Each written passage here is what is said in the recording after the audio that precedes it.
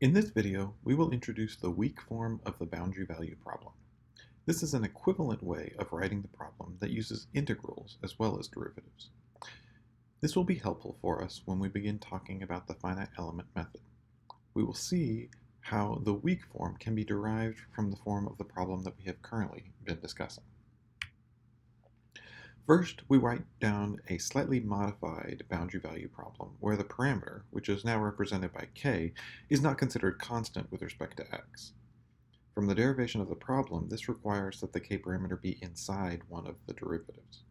The boundary conditions we consider will still be homogeneous Dirichlet, but can also be any boundary conditions that we want.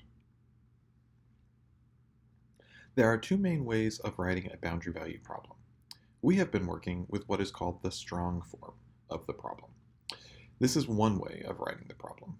This form asks us to find a function u that lives within C2D that satisfies the following differential equation for every value of x in the interval from 0 to L.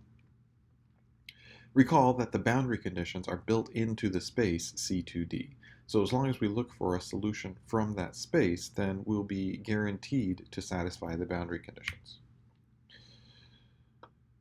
Since we want a function u that satisfies the differential equation at all points x, this means we actually have an infinite number of scalar equations that we are trying to satisfy, one for each value of x.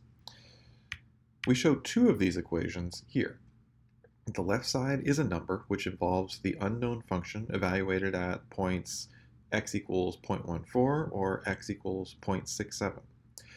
Both sides of these equations are just numbers, and there are an infinite number of these equations that all must be satisfied simultaneously in order for the function u to be considered a solution of this strong form. The weak form of the boundary value problem is written as follows.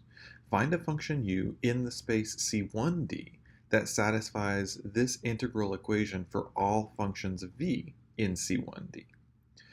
Note that within this equation there is only one derivative on u. The v functions are what are called test functions. Note that this form is really an infinite number of scalar equations, though they look quite different from the strong form. There is one equation for each test function that we can plug into the integral. As an example, let's plug in two different test functions and write out two of the equations that are implicitly stated in the weak form. Note that the test functions must satisfy the boundary conditions. So for instance, we will choose v is equal to sine of pi x over L and x squared times x minus L.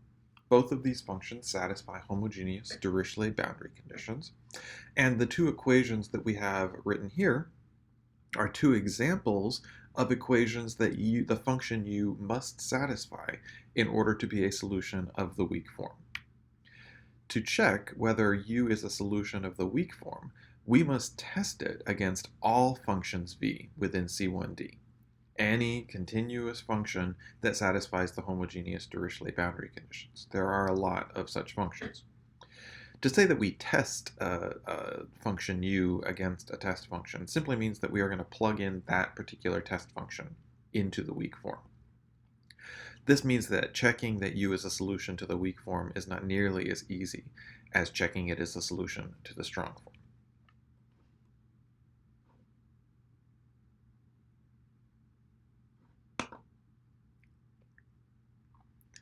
The strong form and the weak form are equivalent ways of writing the boundary value problem. What this means is that if u is a solution of the weak form of the boundary value problem, then it is also a solution of the strong form.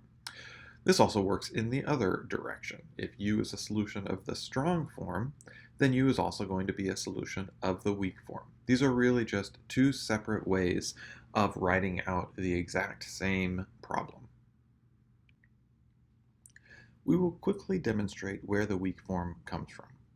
We start with the strong form of the problem. Next, we multiply by an arbitrary function v from C1D, so this will be the test function of the weak form. And finally, we integrate across both sides from 0 to L. The last step is that we will integrate by parts to move one of the derivatives from u onto v. Recall that integration by parts introduces boundary terms, but those terms will disappear because both u and v are 0 on the boundary, because they come from the space C1d. Finally, we want to know why we care about this weak form, if it is equivalent and really the same thing as the strong form. First, it will be very useful to us when we start to develop a numerical method, the finite element method, for solving boundary value problems. A second reason is that we only require u to have one derivative in the weak form. This allows us to be more general in finding a solution. In particular, it allows us to consider more functions f as right-hand sides. In particular, with the weak form, we can't consider f having a jump discontinuity. In particular, with the strong form, we can't consider f having a jump discontinuity. However, with the weak form, we are allowed to consider at right-hand side f functions that have a jump discontinuity.